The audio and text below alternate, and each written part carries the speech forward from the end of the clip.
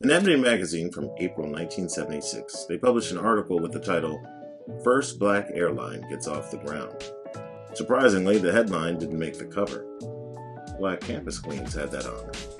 I came across the article as I was just flipping through the pages. Much of the article is a close-up of Wheeler Airlines, headquartered in Raleigh-Durham, North Carolina, and its founder, Warren H. Wheeler. They went into detail on how he started the company, their typical flight routes, and the deals and contracts that allowed him to break ahead in the competitive local aviation market. Stay tuned and I'll show you what I found.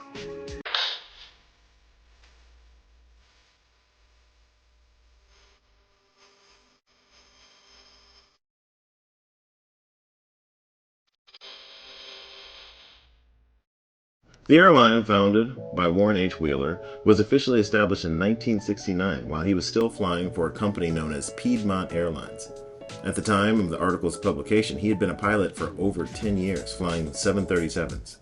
He used a loan from the Small Business Administration to get the company started, but growth was slow and meager for several years.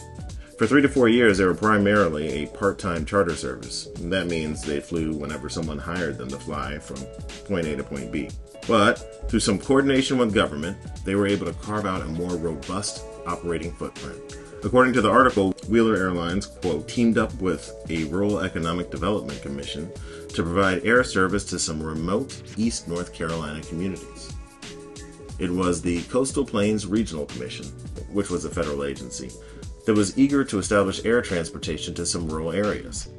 Through some dealing and talks, Wheeler Airlines established the Raleigh to Greenville to Moorhead City Air Route, and the commission granted a federal subsidy that was about $140,000 in 1976 to help cover routes which were actually a net loss for the company. So in other words, they were able to do things that would have cost them money, but the government gave them the money they were losing so that they could continue to do this.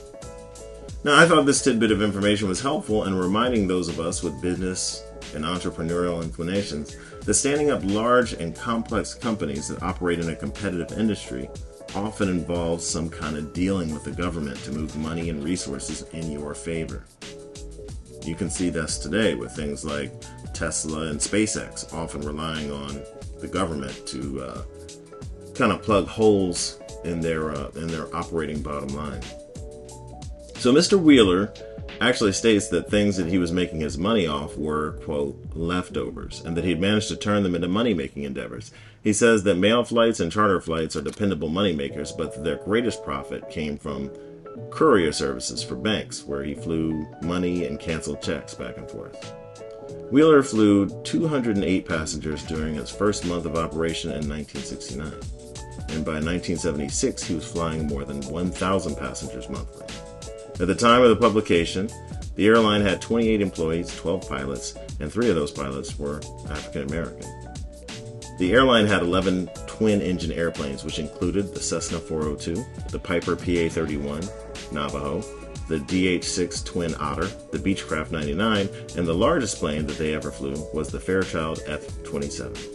Mr. Wheeler was 32 years old when this article was published. Now, I'm going to assume that bad lighting and the stress of flying 737s for 10 years as an African American is why I initially thought this was a picture of his rich father and not a photo of him. So you might even be wondering, how does a black man in 1969 find himself flying for a major airline and starting his own airline? Well, it turns out he's from an extremely prosperous family. His father, John H. Wheeler, was the president of North Carolina's Mechanics and Farmers Bank, the family business and the 4th largest black bank in the United States. He was first drawn to flying as a teenager when his sister took him for a flight as she was earning her pilot's license. He followed her lead, and by age 19, he was fully rated to fly multi-engine airplanes and to teach others to fly. So after earning his pilot's license, he headed to North Carolina A&T to study electrical engineering. And at age 22, he was hired by Piedmont Airlines as their first black pilot, and the youngest pilot in the new group of hires. The article states that he was hired before affirmative action made it easier for black pilots to get hired. Now, they weren't saying this with the negative connotation that affirmative action takes on today in 2024. See, back in 1957, Black pilots, regardless of their qualifications, were strongly discriminated against and could barely get hired to fly for airlines. Hence, the absolute necessity for affirmative action for a qualified black pilot to get hired. Now, Ebony Magazine mentioned Wheeler Airlines again 2 years later with an article titled Black Pilots. The article begins by stating how glamorous the job of military pilot has always been. And then they mentioned something I didn't know, and that was that after leaving the military, black men who had flown planes for the Air Force, Army, and Navy could not get hired to fly passenger airplanes. In 1957, former Air Force pilot Marlon D Green, who had logged 3,071 hours in multi-engine bombers and cargo planes, filed a lawsuit against Continental Airlines after being turned down by 10 other U.S. passenger carriers. And this is because he'd observed 5 white pilots getting hired by Continental Airlines who had fewer flight hours than him. His case went all the way to the Supreme Court, which ruled in his favor in 1963. Justice can be rather slow, as you may know. It took 6 years for this man to get his justice. As a result of the lawsuit victory, he became the nation's first black passenger pilot. He was also awarded retroactive pay for the 6 years that he had to wait. During that time, he supported his family by cleaning dairy milk cans. Can you imagine the indignity of knowing that you are capable of flying passenger airplanes and making a very good salary, but having to take care of your family through whatever means are available to you? I salute this man. At the time of publication in 1978, there were 100 black passenger pilots in the United States. However, there were a total of 40,000 passenger pilots in the United States at the time. So, of the 40,000 passenger pilots in the country, 100 of them were black. So, like a proud grandmother putting her grandbaby's photo on the refrigerator for all of her friends to see, Ebony Magazine went ahead and published the names and photos, as well as the airlines of each and every one of these black pilots in 1978. Now, it is a truly great thing to see, even in the year 2024. And that is because many racist individuals seem to think that black pilots and playing field leveling interventions such as affirmative action and DEI automatically mean that planes will be falling from the sky, and planes full of dead white women and white babies at the hands of incompetent, undeserving black pilots is the only possible outcome. But, as you may have guessed, none of these black pilots were involved in crashes.